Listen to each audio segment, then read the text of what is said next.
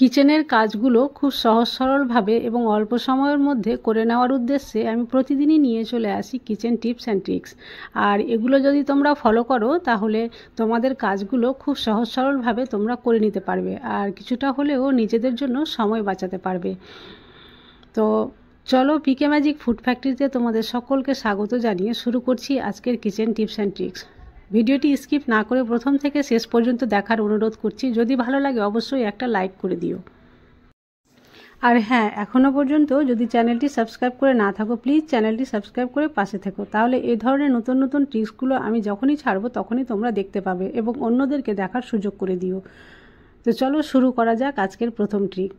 বাজার থেকে আমরা এই ধরনের বাদামগুলো কিনি, কিন্তু বুঝতে পারি না যে এই বাদামগুলো শুকিয়ে গেছে না ভেতরে তেল রয়েছে। যদি শুকিয়ে যায় তো খেতে ভালো লাগবে না এবং তার গুণাগুণটাও অনেকটাই নষ্ট হয়ে যায়। তো যাতে তেল বের হয় এই জাতীয় বাদামগুলো আমাদের কিনতে হবে। তো এটা পরীক্ষা করার একটা টেকনিক রয়েছে, সেটাই আমি তোমাদের সঙ্গে শেয়ার করছি। একটা কাগজ নিয়ে নিয়েছি আর কাগজে এই বাদামের দুটো যে বীজ রয়েছে বা বাদাম রয়েছে এটা আমি রেখে কাগজটা উল্টে একটু থেতো করে নিচ্ছি। তারপরে কাগজটা সোজা করে আমি তোমাদের দেখাচ্ছি। কাগজের গায়ে যদি তেল লেগে থাকে তাহলে বুঝে নিতে হবে এই বাদামটাতে তেল রয়েছে এবং এই বাদামটা ভালো জাতের বা ভালো মানের। তাহলে এই বাদামটাই বাজার থেকে কিনে তোমরা খেতে পারো। দেখো, এই যে বাদামের গায়ে যে তেল আছে এটা তার প্রুফ হচ্ছে যে দেখো কাগজের গায়েও তেল লেগে গেছে। তাহলে এই বাদামটা সত্যিকারের ভালো বাদাম। আর যদি তেল না লাগতো তাহলে এটা কিন্তু শুকিয়ে গেছে, এর মধ্যে তেলটাও নষ্ট হয়ে গেছে। চলে আসছি পরবর্তী ট্রিকে। একটা সিলিন্ডার যখন শেষ হয়ে যায় আর নতুন সিলিন্ডার যখন আবার নতুন করে লাগাতে হয় তখন খুব অসুবিধার মধ্যে আমরা পড়ে যাই। অনেকেই রয়েছি যারা এটা ঠিকঠাকভাবে খুলতেও পারি না, অন্যের হেল্প নিতে হয়। তো আজ আমি এমন একটা ট্রিক তোমাদের সঙ্গে শেয়ার করব, কারো হেল্প ছাড়া নিজেরাই খুব সহজে এইভাবে খুলে নিতে পারবে। দেখো, এইভাবে যেখানে একটা ক্লিপের মতো থাকে এখানে একটা চামচকে এইভাবে আটকে দিলাম আর একটু টান দিলেই কিন্তু খুব সহজেই খুলে চলে আসবে। দেখো কত সহজে খুলে চলে আসলো। চলে আসছি পরবর্তী ট্রিকে। এটা তো খুলে নিলাম, এবার আমরা কি করে বুঝবো যে এই সিলিন্ডারটার মুখটা লিক করছে না করে না? এই সিলিন্ডারটা খুলে নেওয়ার পরেই এর উপরে আমি ঢেলে দিলাম কিছু পরিমাণ জল আর তারপরে কাছে থেকে আমি দেখাচ্ছি। দেখো, জল থেকে কোনো বুদবুদ বের হচ্ছে না, জলটা স্থির রয়েছে। তার মানে এই সিলিন্ডারটার মুখটা খুব ভালো রয়েছে এবং এটা লিকও করে না। এবার জলটা বের করে ফেলে দিতে হবে, একটা ন্যাকড়া দিয়ে ভালোভাবে মুছে নিচ্ছি। তারপরে এর ঢাকনাটা বন্ধ করে রেখে দেবো, যখন প্রয়োজনে পড়বে এই সিলিন্ডারটা আমরা ব্যবহার করতে পারবো। এইভাবে নতুন সিলিন্ডার নিয়ে এসে তোমরা যদি পরীক্ষা করে নাও তাহলে বিপদের হাত থেকে নিজেদেরকে রক্ষা করতে পারবে।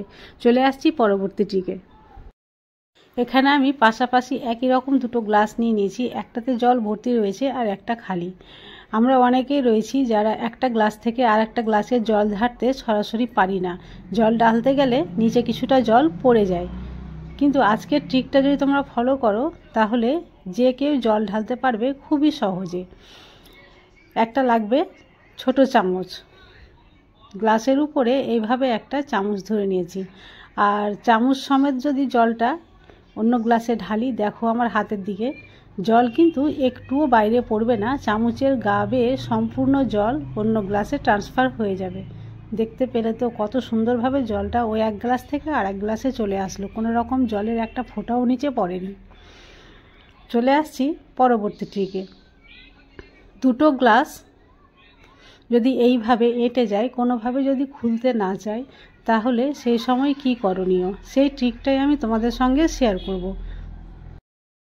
দুটো গ্লাসের মধ্যেখানে এইভাবে খানিকটা সরষের তেল ঘুরিয়ে ঘুরিয়ে দিয়ে দিতে হবে, 2-4 ফোঁটা হলেই হবে। এভাবে চারিদিকে ঘুরিয়ে আমি সরষের তেল দিয়ে দিলাম আর তেল দেওয়া হয়ে গেলে দুটো গ্লাসকে আমি হাতে ধরে এইভাবে ঘোরাতে শুরু করলাম। দেখো, এইভাবে হালকা করে যদি ঘোরাতে থাকি তাহলে অনেকটাই তেলে ভেতরে পিচ্ছল হয়ে যাবে আর খুব সহজে টানলে খুলে আসবে।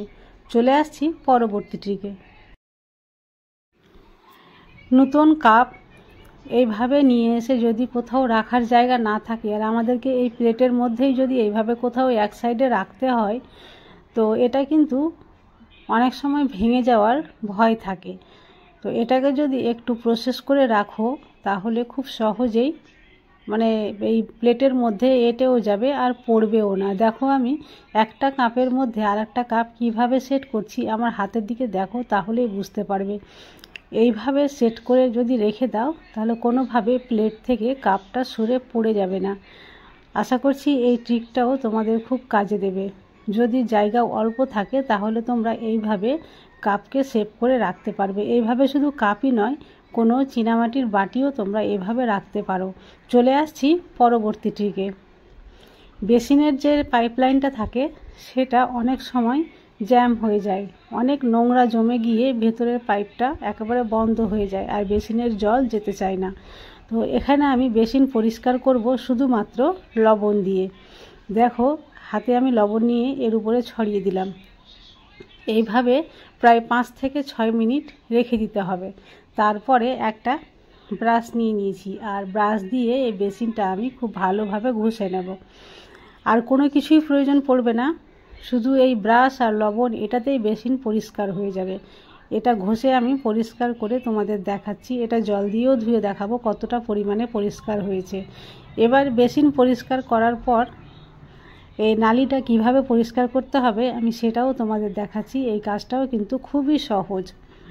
সপ্তাহে অন্ততপক্ষে একদিন করলেই বেসিন কিন্তু সারা বছর একেবারে ফ্রি থাকবে, কোনোভাবে জল জমে যাবে না।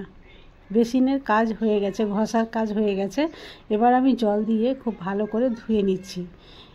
খুব পরিষ্কার করে ধোয়া মুছা কমপ্লিট। দেখো ধুয়ে নিলাম। এবার আমি তোমাদের দেখাচ্ছি ধুয়ে নেওয়ার পরে যে বেসিনের যে জলের যে পাইপটা রয়েছে এই পাইপের মুখটা আমি কিভাবে পরিষ্কার করছি। এখানে ঢেলে দেব আমি এবার ফুটন্ত গরম জল। প্রথমে আমি লবণ দিয়ে রেখেছিলাম এখানটায়, তারপরে এবার আমি দিয়ে দিলাম ফুটন্ত গরম জল। লবণ আর জল এখানে দেওয়ার জন্য এর ভিতরে যতগুলো ময়লা রয়েছে সব গলে ভিতরে চলে যাবে আর পাইপটাও পরিষ্কার হয়ে যাবে। চলে আসছি পরবর্তী ট্রিকে।